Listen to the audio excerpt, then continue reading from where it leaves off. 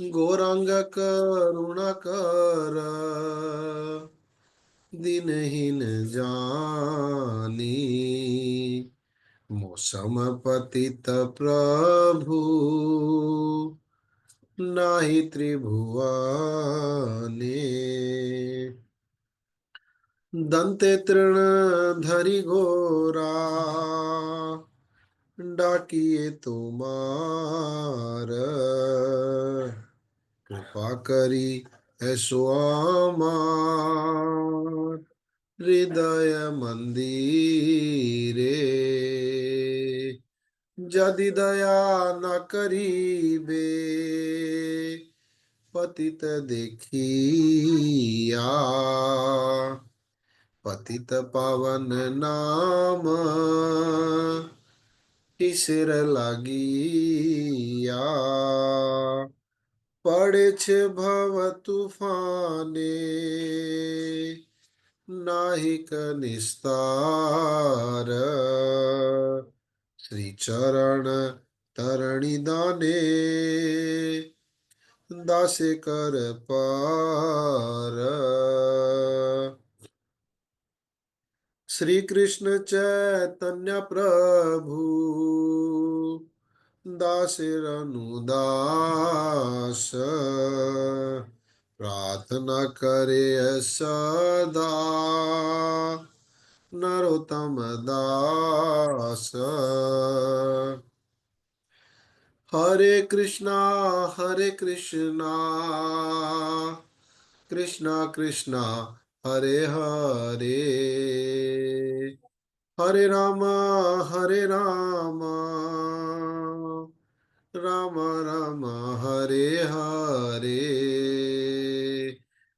हरे कृष्णा कृष्णा कृष्णा हरे हरे। हरे राम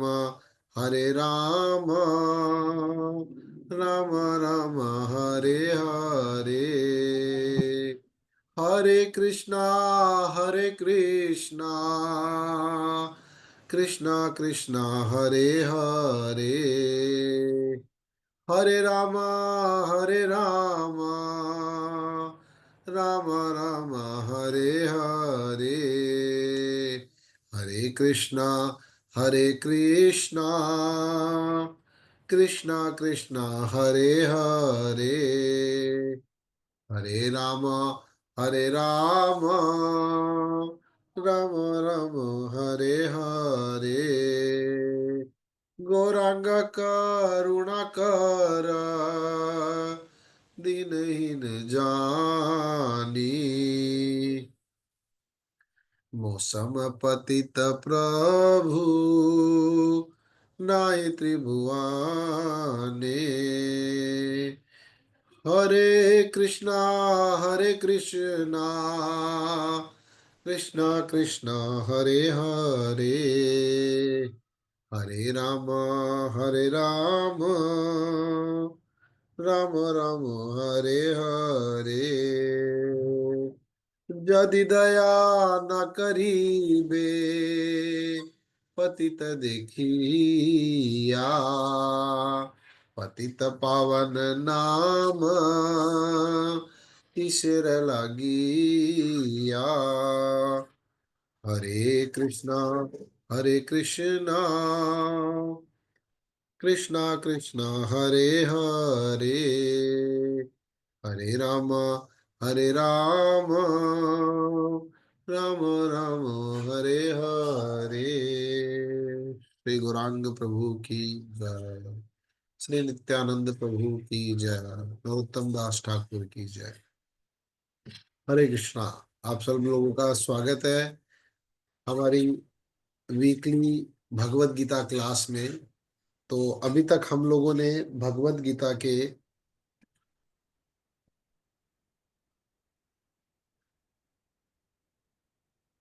मुझे लगता है 39 नंबर श्लोक तक कंप्लीट कर लिया हम लोगों ने।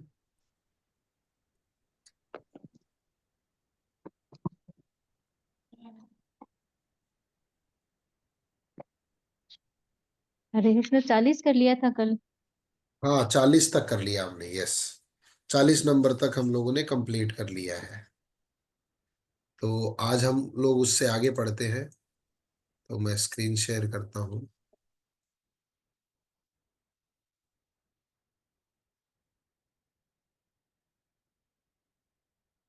नहीं, हम लोगों ने 41 तक पढ़ लिया था। 41। 41 आज भी हम कर लोग ली। 42 से पढ़ेंगे। या 42 भी पढ़ लिया था मुझे लगता है। 42 नहीं किया था, 41 ही हुआ था। हाँ, 41 तक हुआ था। Correct correct. यस। तो 42 नंबर श्लोक कौन पढ़ना चाहता है? प्लीज अपने आप को अनम्यूट करिए और स्टार्ट करिए। यस, रंजिता माता जी। हरे कृष्णा। हरे कृष्णा जी। दोषौ रेतौ अकुलज्ञानां नाम वर्ण संकर वर्णसंकरकारक के उत साधते जाति उत्साहग्रन्थे धर्मा जाति धर्म कुल कुल धर्माश्च धर्म शाश्वता। शाश्वतः। शब्दार्थ दोषौ ऐसे दोषों में, एतय इन सब, कुल घनानाम परिवार नष्ट करने वालों का, वर्ण संकर अवांछित संतानों के कारकों कारणों से, उत्साहधनते नष्ट हो जाते हैं जाति धर्म सामुदायिक योजनाएं कुल धर्म पारिवारिक परंपराएं च भी शाश्वता सनातन। अनुवाद: जो लोग कुल परंपरा को विनष्ट करते हैं और इस तरह अवांछित संतानों को जन्म देते हैं, उनके दुष्कर्मों से समस्त प्रकार की सामुदायिक योजनाएं तथा पारिवारिक कल्याण कार्य विनष्ट हो जाते हैं। सनातन धर्म या वर्णाश्रम धर्म द्वारा निर्धारित मानव समाज के चारों वर्णों के लिए सामुदायिक योजनाएं तथा पारिवारिक कल्याण कार्य इसलिए नियोजित है कि मनुष्य चरम मोक्ष प्राप्त कर सके। अतः समाज के अनुत्तरदायी नायकों द्वारा सनातन धर्म परंपरा के विखंडन से उस समाज में अव्यवस्था फैलती है। फलस्वरूप लोग जीवन के उद्देश्य विष्णु को भूल जाते हैं। ऐसे नायक अंधे कहलाते हैं और जो लोग इनका अनुगमन करते हैं वह निश्चय ही कुव्यवस्था की ओर अग्रसर होते हैं। हाँ, देखिए, यहाँ अर्जुन दो चीजों से बचना चाह रहा है। अर्जुन जीवन में किसी भी प्रकार की इंद्रिय तृप्ति नहीं चाहता है, और साथ ही साथ अर्जुन पाप कर्म भी नहीं करना चाहता है। क्यों? क्योंकि इसीलिए वो इस सारी चीजें बता रहा है। और यहाँ तात्पर्य में प्रभुपाद जी कह रहे चारों वर्णों के लिए सामुदायिक योजनाएं। तो ये चारों वर्ण किसने बनाए? भगवान कहते हैं मया चतुर्वर्ण्य मया सृष्टि गुण कर्म विभाग से। ये चार वर्णों की और चार आश्रमों की सृष्टि मेरे द्वारा बनाई गई है, और गुण और कर्म के अनुसार। और यहाँ एक दूसरी बताया जा रहा है तात्पर्य में कि इस सारी चीजों का जो चरम उद्देश्य है वो क्या है? भगवान विष्णु को याद रखना। और इसमें अव्यवस्था अगर फैल जाती है तो क्या हो जाता है? हम भगवान को ही भूल जाते हैं। गुरु महाराज सदैव कहते थे, always remember Krishna, never forget Krishna. दिखने में दोनों बातें एक जैसी लग रही है, लेकिन दोनों अलग है। और यहाँ प्रभुपाद जी कह रहे हैं ऐसे नायक अंधे कहलाते हैं जो लोग इसका अनुगमन करते हैं। कौन लोग? जो ये योजनाएं हैं जिनका चरम लक्ष्य मोक्ष प्राप्त करना है, भगवान विष्णु को याद करना है, अगर वो लोग इनका अनुगमन नहीं करते तो ये निश्चय ही कुव्यवस्था की ओर अग्रसर होते हैं। श्लोक संख्या 43 नंबर।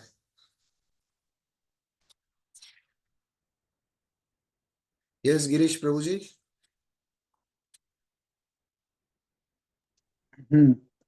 पुस्तन्कुल धर्माणां मनुष्य मनुष्याणां जनार्दन नरके नियतं वासो भवति यस्नुषु श्रुमु श्रुम।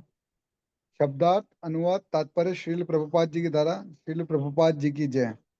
पुस्तन विनष्ट, कुल धर्माणाम पारिवारिक परंपरा वाले, मनुष्याणाम मनुष्यों का, जनार्दन हे कृष्ण, नरके नरक में, नियतम सदैव, वास निवास, भवति होता है, इति इस प्रकार, अनुशुश्रम गुरु परंपरा से मैंने सुना है। अनुवाद। हे प्रजापालक कृष्ण, मैंने गुरु परंपरा से सुना है कि जो लोग कुल धर्म का विनाश करते हैं वे सदैव नरक में वास करते हैं। तात्पर्य। अर्जुन अपने तर्कों को अपने निजी अनुभव पर न आधारित करके आचार्यों से जो सुन रखा है उस पर आधारित करता है। वास्तविक ज्ञान प्राप्त करने की यही विधि है।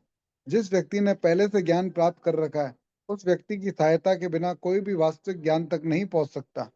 वर्णाश्रम धर्म की एक पद्धति के अनुसार मृत्यु के पूर्व मनुष्य को पाप कर्मों के लिए प्रायश्चित करना होता है।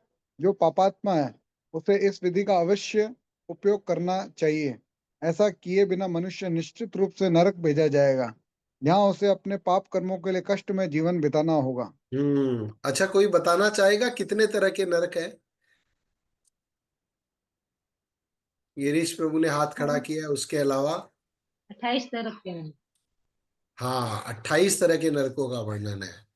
और यहाँ अर्जुन कह रहे हैं कि अर्जुन बड़ा सुंदर कह रहे हैं, हे प्रजापालक कृष्ण, मैंने गुरु परंपरा से सुना है जो लोग कुल धर्म का विनाश करते हैं वे सदैव नरक में वास करते हैं, यानी उनको नरक में जाना पड़ेगा।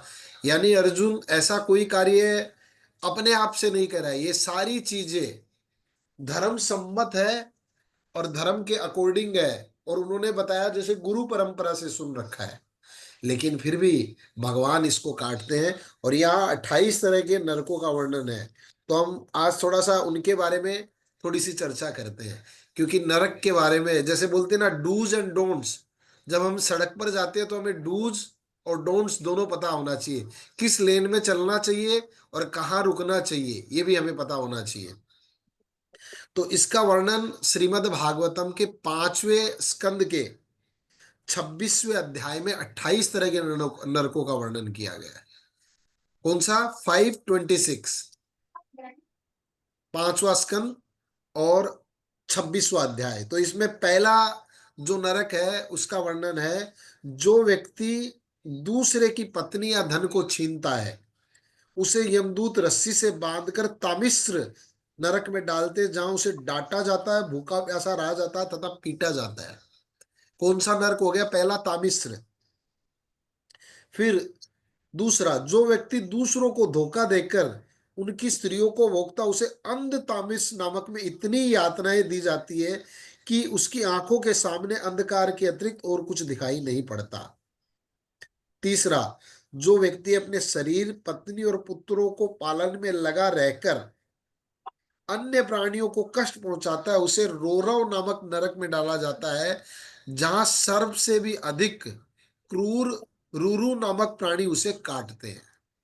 ये हम लोगों के लिए बहुत सचेत करने वाला नरक है कि अगर हम केवल सोचे कि हम हमारे कर्तव्य का पालन में जो हमसे अपराध हो रहे हैं, पाप हो रहे हैं, वो क्षमा हो जाएंगे, नहीं, और उसका दंड भी हमें ही भुगतना पड़ेगा। इसी नरक का वर्णन करके नारद जी ने मृगरारी को बोला कि आप अपने परिवार में जाके देखिए, आप परिवार में जाके आइए, आप परिवार से पूछिए जो इन पक्षियों को, पशुओं को आप अधमरा कर रहे हैं, इसका जो पाप है क्या वो भी इसमें हिस्सा लेंगे? सारे परिवार ने मना कर दिया। फिर चौथा नरक है, जो व्यक्ति अपने परिवार वालों को भी पीड़ा पहुंचाकर केवल अपने ही शरीर का पालन करता है उसे महारोरव नामक नरक में डाला जाता है, जहां पर रूरू से भी अधिक भयानक महारूरू नाम के प्राणी उसका मांस नोच नोच कर खाते हैं। तब किसी के मन में आता होगा कि भाई हमें इतनी यातनाएं दी जाती है, हम मरते नहीं क्या वहां पर? है ना, ये किसी के मन में सवाल है ऐसा कि भाई इतना आगे जब सुनेंगे तो इसका आंसर मैं बाद में दूंगा। इतने तरह के वर्णन है तो क्या क्या होता है वो हम चर्चा करेंगे। अब 5वां तरह का नरक, जो व्यक्ति अपने स्वाद पूर्ति के लिए निर्दोष जीवित पशु तथा पक्षियों को भूनता है उसे यमदूत कुंभी नामक नरक में ले जाते हैं तथा उसे उबलते हुए तेल में भूनते हैं। 6 नंबर, जो व्यक्ति ब्राह्मण की हत्या करता है उसे काल सूत्र नामक नरक में रखा जाता है, जिसकी परिधि 80,000 मील की, जो तांबे से बना हुआ है उसकी सतह ऊपर से सूर्य द्वारा और नीचे से अग्नि द्वारा गर्म होती है। वह व्यक्ति भीतर की भूख प्यास से तथा ऊपर से सूर्य तथा नीचे की अग्नि से जलता हुआ कभी लेटता, कभी बैठता, कभी खड़ा होता और कभी कभी इधर उधर दौड़ता है। बाप रे। 7 नंबर, जो व्यक्ति बिना किसी कारण के धर्म के सिद्धांतों को छोड़ता है उसे यमदूत 80 पत्र व नमक नरक में ले जाकर कोड़ों से पीटते हैं। जब वह भागता है तो उसके चारों ओर तलवार के समान तीखी पत्तियों से उसका पूरा शरीर क्षत विक्षित होने से भयानक चित्कार करता है। 8वां, राज्य का जो अधिकारी किसी निर्दोष व्यक्ति या ब्राह्मण को शारीरिक दंड देता है उसे यमदूत सूकर मुख नामक नरक में गन्ने के समान कुचलते हैं। वह उस समय बहुत चित्कार करते मूर्छित हो जाता है। गन्ने के समान आप समझ रहे हैं? गन्ने को जैसे मशीन में डाला जाता है और घुमाया जाता है ना, वैसे उस आदमी को डाला जाता है और मशीन की तरह घुमाया जाता है और वो उसमें से पिचक कर निकलता है और चित्कार करता हुआ कभी कभी मूर्छित भी हो जाता है, ऐसा बताया जा रहा है। 9 नंबर नरक, जो व्यक्ति अन्य पशु पक्षियों कीटों को अनावश्यक हिंसा करता है उसे अंधकूप नरक में डाला जाता है, जहां अंधकार में पशु पक्षी और कीट उसे सताते हैं। वह कभी आराम नहीं कर पाता, निरंतर घूमता रहता है। 10 नंबर, जो व्यक्ति अतिथियों, वृद्धों और बच्चों को भोजन न बांटकर स्वयं ही खाता है उसे अत्यंत अपवित्र कृमि भोजन नामक नरक में रखा जाता है। ये 8 लाख मील के विस्तार वाला कुंड जो कीड़े से भरा है, इस कुंड में वह कीड़ों को खाता तथा कीड़े उसे काटते हैं। 11 नंबर का नरक, जो व्यक्ति दूसरे का सोना या रत्न छीन लेते उसे संदस नामक नरक में ले जाकर संडासी तथा लोहे की गर्म पिंडों से उसकी खाल उतार कर उसके शरीर के टुकड़े किए जाते हैं। 12 नंबर नरक, विवाह के अतिरिक्त जो पुरुष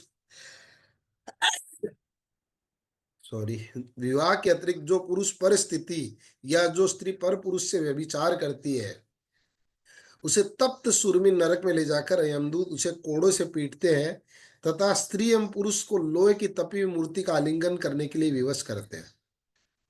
13 नंबर, जो व्यक्ति पशुओं के साथ व्यभिचार करता है उसे व्रजकंठ कसामली नरक में वज्र के समान कठोर कांटों वाले सेमल वृक्ष में लटकाकर यमदूत नीचे से ऊपर की ओर खींचते हैं और जिससे कांटों द्वारा उसका पूरा शरीर छिन्न भिन्न हो जाता है। 14 नंबर, शासन का जो अधिकारी सच्चे धर्म में बाधा डालता है उसे यमदूत वेतरणी नामक नरक में नदी में फेंक देते हैं। वहां जल के जंतु उसे खाते तथा उसके चारों ओर मल मूत्र पीप रक्त केश नख हड्डी मज्जा मांस तथा चर्बी भरी रहती है। बाप रे। और सुनना चाहेंगे? नहीं, लेकिन ये सच्चाई है माता जी, हमें सुननी चाहिए। तो मैं एक सवाल कर रहा था कि वहां लेकिन हमें इतना इतनी, डिफिकल्ट है सुनना। लेकिन अगर हम सुनकर बार बार, जैसे प्रभुपाद जी कहते धीर होइया सुनिया यदि काने बार बार, अगर हम बार बार सुनेंगे तो ये जो भी हमारे जीवन में ऐसी पापमयी परिस्थिति आएगी तो हम अपने आप को बचाने का प्रयास कर पाएंगे। अगर हमें पता ही नहीं होगा और हम पाप हम्म। करते जाएंगे तो भी वहां राहत नहीं मिलेगी कि हमें तो पता ही नहीं था कि ये भी पाप है क्या। राइट। जैसे एक छोटा बच्चा आग में हाथ डालता है तो क्या आग उसे छोड़ देती है कि ये तो छोटा बच्चा अबोध है, इसको छोड़ दो? नहीं, वो उसे भी जला डालती है। नहीं। तो उसी तरह से हम्म। हमें इसके बारे में जानकारी होनी चाहिए। तो मैं पूछ रहा था कि इतनी सजा मिलती है फिर भी हमारा शरीर कैसे जीवित रहता है? कोई बताना चाहेगा? गिरीश प्रभु बोल रहे हैं और कोई? यस गिरीश प्रभु जी। प्रभु जी, उसको यातना शरीर मिलता है, इस तरह का शरीर मिलता हाँ, है जो दंड सहने के, दंड का पूरा एहसास कराता है, पर लेकिन उसकी मृत्यु नहीं होती, मृत्यु नहीं होती। मृत्यु नहीं यस होती है। Yes yes yes, thank you. वहां हमें यातना शरीर दिया जाता है। जैसे बता रहे हैं, एक नरक का वर्णन था ना जिसमें नीचे से तांबे जैसी जमीन है, ऊपर से वो तप्त सूर्य है। तो आदमी चलता जाता है, चलता जाता है तो उसके पांव जल रहे, ऊपर से सूरज, वो बैठेगा तो बैठ नहीं पाएगा, लेटेगा तो लेट नहीं, ऐसी स्थिति रहती है। तो ये हम लोगों ने अभी तक 14 नरकों का वर्णन किया। 15वां, जो व्यक्ति सदा वेश्यावृत्ति में लगा रहता है उसे यमदूत पयोद नामक नरक समुद्र में गिराते हैं, जो मल, पीप, श्लेषम, लार तथा अन्य वस्तुओं से भरा रहता है और उसे समुद्र में इन्हीं वस्तुओं को खाना पड़ता है। 16 नंबर, जो व्यक्ति अपने सुख के लिए व्यर्थ ही पशुओं की हत्या करने में लगा रहता है उसे यमदूत प्राण रोध नामक नरक में डालते हैं, जहां उसकी उसी प्रकार हत्या की जाती है जिस प्रकार उसने पशुओं की हत्या की थी। 17 नंबर, जो व्यक्ति पूजा का दिखावा करने के लिए पशुओं की हत्या करता है उसे मृत्यु के पश्चात वे शशन नामक नरक में रखा जाता है, जहां पर यमदूत उसे अपार कष्ट देकर अंत में उसका वध कर देते हैं। 18 नंबर, जो उच्च परिवार का व्यक्ति उच्च परिवार की अपनी पत्नी को गलत कार्यों में विवश करता है तो उसे लाल भक्ष नामक नरक में एक वीर्य की नदी में गिराया दिया जाता है, जिसे वहां सदा वीर्य पीना पड़ता है।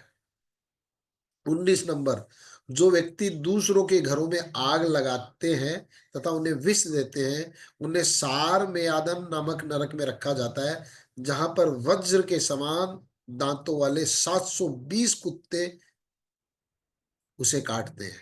20 नंबर का नरक, जो व्यक्ति व्यापार में या दान में हमेशा झूठ बोलता रहता है उसे अभी चिमत नामक नरक में 800 मील ऊंचे पर्वत की चोटी से सर केवल नीचे फेंका जाता है, जहां नरक की पथरीली भूमि जल की लहरों के समान मालूम पड़ती है किंतु उसे जल नहीं होता है। देखिए, यहाँ हमारे कोई भी शास्त्र है वो बड़े प्रोफाउंड है। यहाँ कहा जा रहा है जो व्यापार में या दान में हमेशा झूठ बोलता है, यानी हम इसे समझ सकते हैं व्यापार में अब हमें बहुत बार बोलना पड़ता है कि भाई साहब हमारे तो इसमें कुछ नहीं बच रहा है, जिसमें हमारा उसमें मुनाफा रहता है। तो जैसे नमक जो रोटी आटा होता है उसमें नमक मिला के रोटी बनाई जा सकती है, लेकिन अगर हम पूरी नमक वाली रोटी दे देंगे तो वो नहीं चलेगा। तो हमें हर समय झूठ नहीं बोलना चाहिए या झूठ बोलने से बचना चाहिए।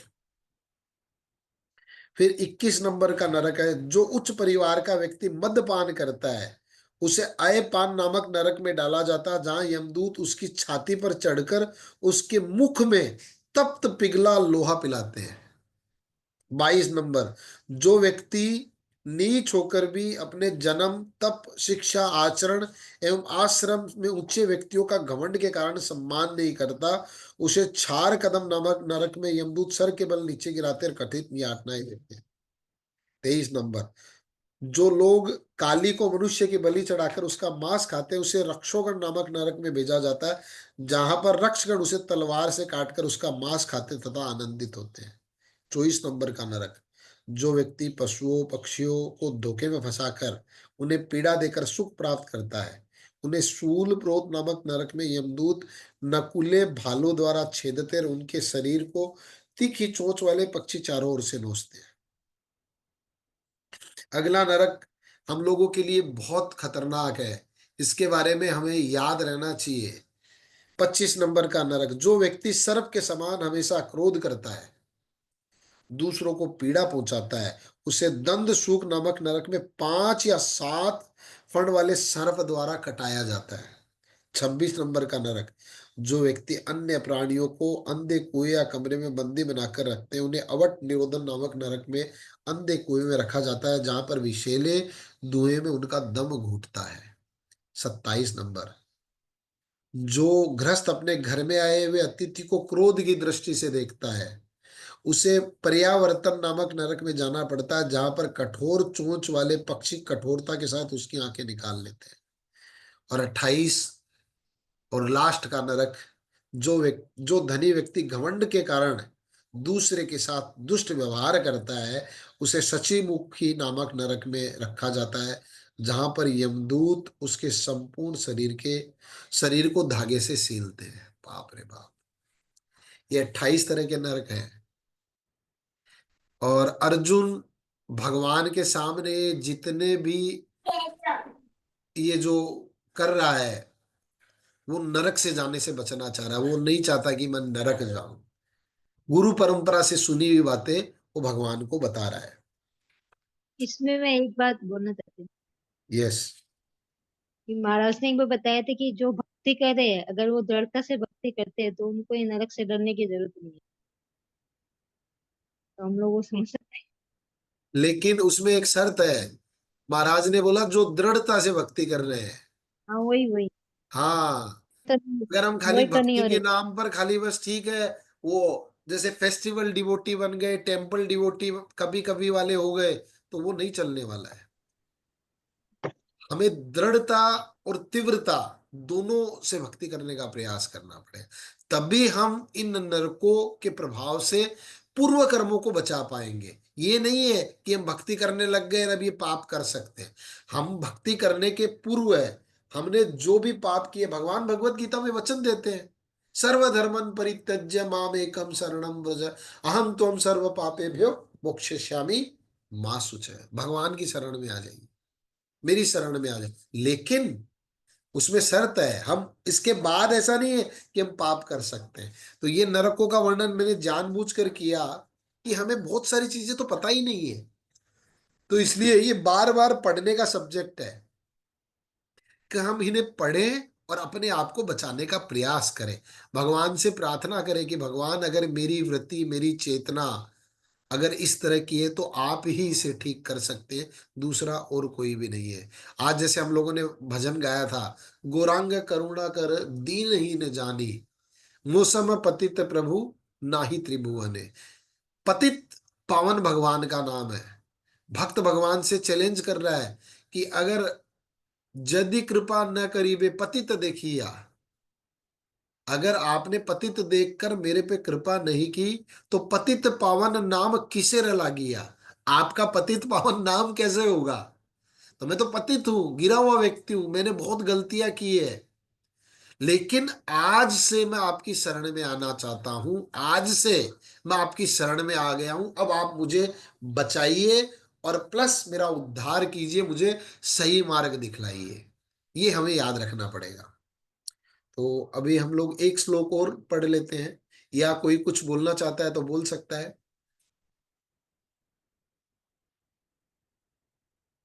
क्योंकि ये प्रभु जी, ये डिटर्मिनेशन कैसे बताएं कि डिटर्मिनेशन कैसे कितनी तीव्र है, मतलब ये जो सिंपल प्रभुपाद जी ने जो हमें भक्ति के अंग बताए हैं, सुबह जल्दी उठने का प्रयास करना, समय से माला करना, जो 4 डूज हमें बताए, डोंट बताए गए हैं और एक डूज बताया गया, 4 नियम दिए गए हैं कि भाई मांसाहार नहीं करना, मतलब किसी भी तरह का मतलब ये ओनियन गार्लिक नहीं खाना, नशा किसी भी तरह का नहीं करना, अपनी पत्नी या अपने पति के अलावा किसी से रिलेशन नहीं रखना, और किसी भी तरह का ये क्या बोलते हैं, जुआ नहीं खेलना। तो ये 4 पापों से अपने आप को बचाना, और प्रभुपाद जी ने सरल कर दिया इस कलयुग में हम लोगों के लिए, 16 माला का कम से कम जप करना। हरे कृष्ण कृष्ण कृष्ण हरे हरे, हरे राम राम राम हरे हरे।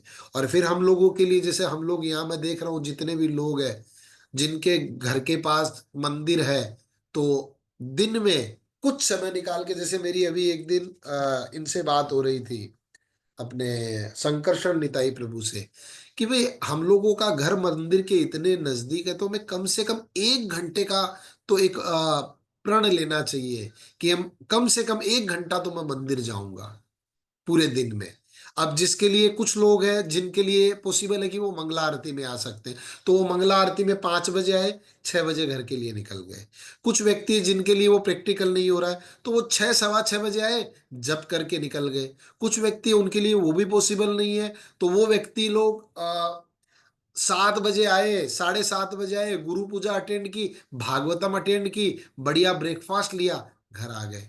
कुछ लोगों के लिए ये भी पॉसिबल नहीं है, तो वो इवनिंग टाइम में मंदिर जा सकते हैं 1 घंटे के लिए। शाम को मंदिर में तुलसी आरती होती है, शाम को मंदिर में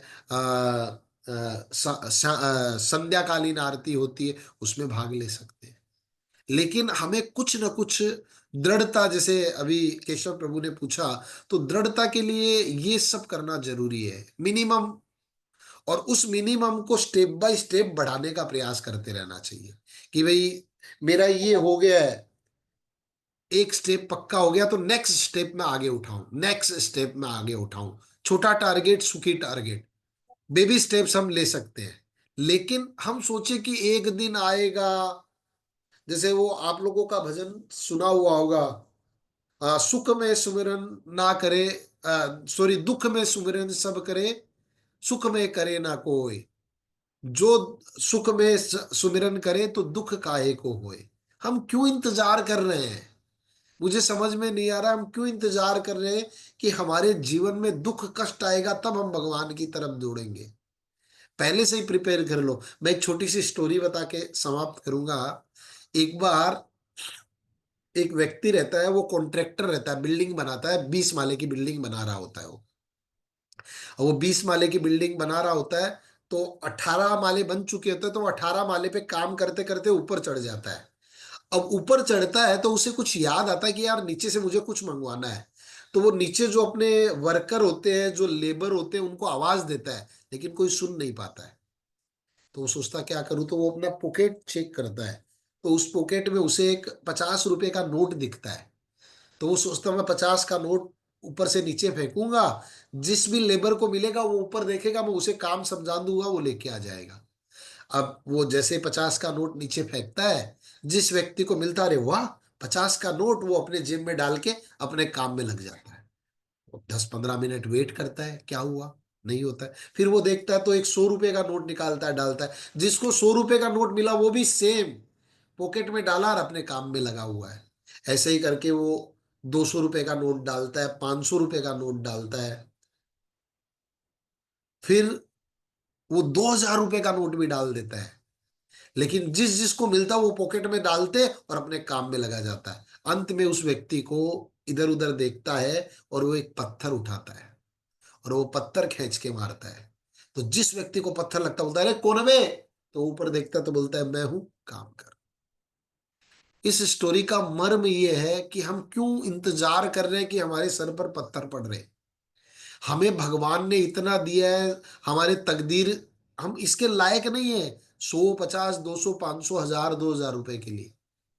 आप देखिए कभी अपने आस पड़ोस में, आप कभी भी गाड़ी से जाते हैं, लोग सड़कों पे सो रहे हैं, उनको खाने के लिए कुछ नहीं है, उनको पहनने के लिए कपड़े नहीं है।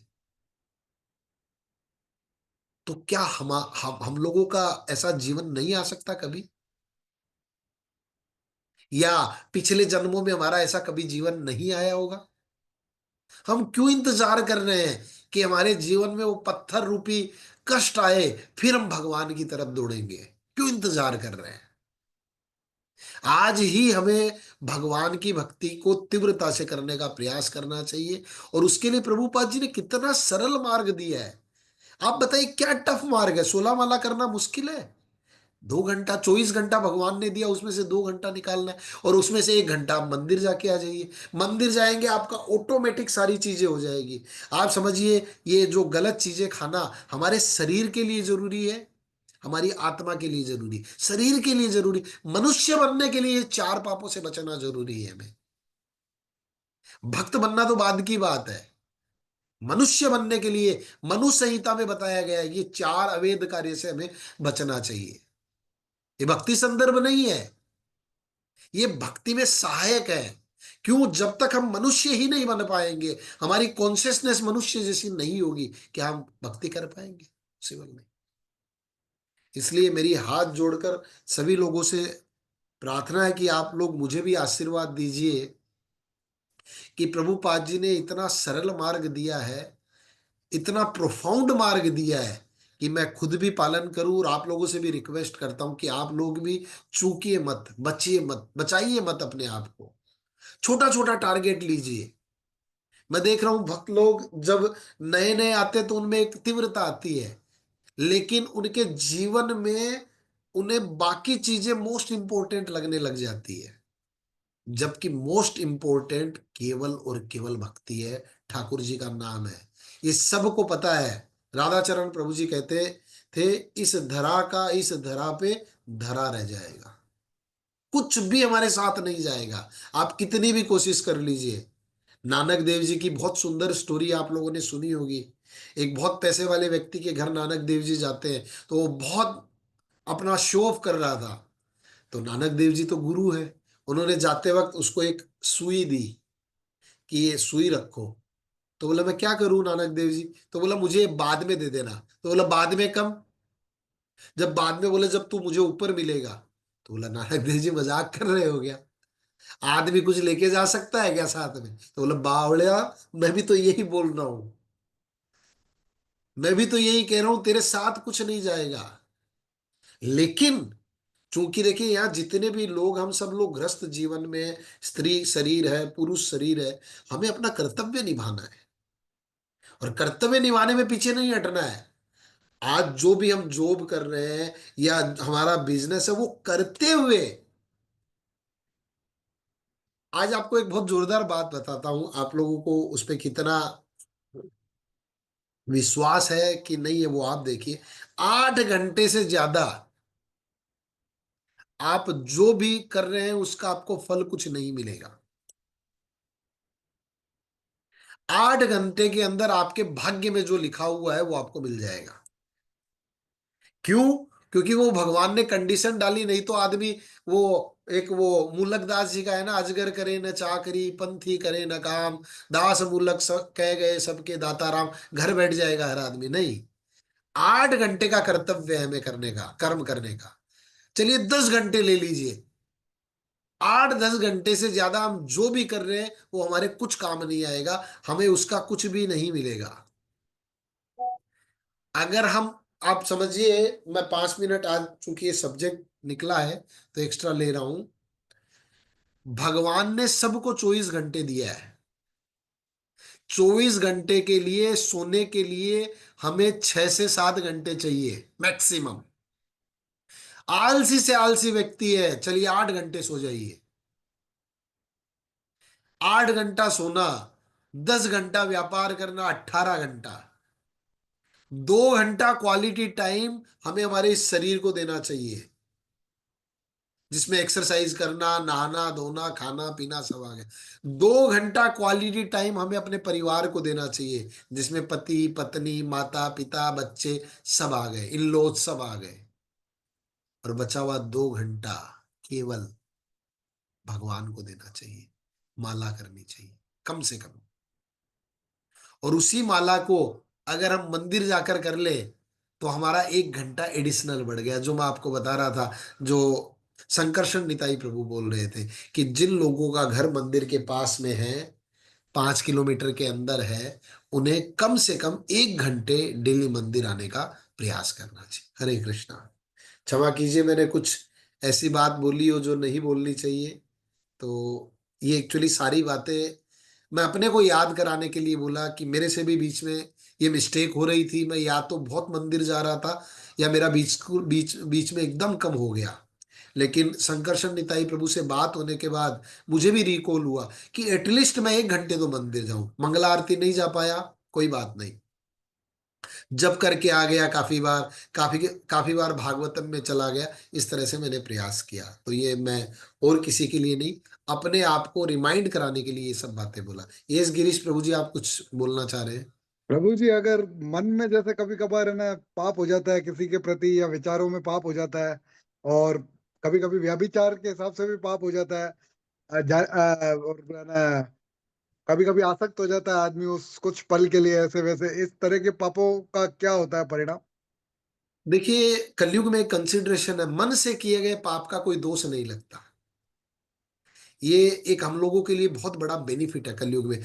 बाकी युगों में अगर आपने मन से भी किसी के लिए पाप कर दिया तो उसका दंड मिलता था, लेकिन कलयुग में ये कंसिडरेशन है। लेकिन अगर वो विचार बार बार आ रहे हैं तो वो फिर हमारे आचार में भी आ जाएंगे। इसलिए हमें विचार की स्टेज पर क्षमा मांग के रोक देना चाहिए उसे। और कभी ईर्ष्या और द्वेष जैसे किसी के प्रति आ जाता है, बिजनेस की स्पर्धा आ जाती है, या ऐसा कुछ हो जाता है, उसका पाप लगता है मन में? नहीं, मैं बोला ना, मन का तो कोई भी पाप आपको लगेगा ही नहीं। लेकिन ये नहीं है कि मन का काम जैसे वो है ना, थिंकिंग, पहले सोचा, थिंकिंग, विलिंग, एक्टिंग, ये 3 स्टेज है। पहले हमने सोचा, फिर हमने चाह की, फिर हमने प्रयास किया। तो थिंकिंग के लेवल पर ही इसे रोक देना चाहिए। तो अगर ये हो रहा है तो हमें भगवान से प्रार्थना करनी चाहिए कि भगवान मैं ऐसी चेतना से अपने आप को बचा पाऊं, लेकिन उसका पाप नहीं लगेगा। लेकिन अगर आप बार बार करते रहेंगे तो वो मैंने बताया ना, थिंकिंग से विलिंग में आ जाएगा, विलिंग से आपका एक्टिंग में आ जाएगा।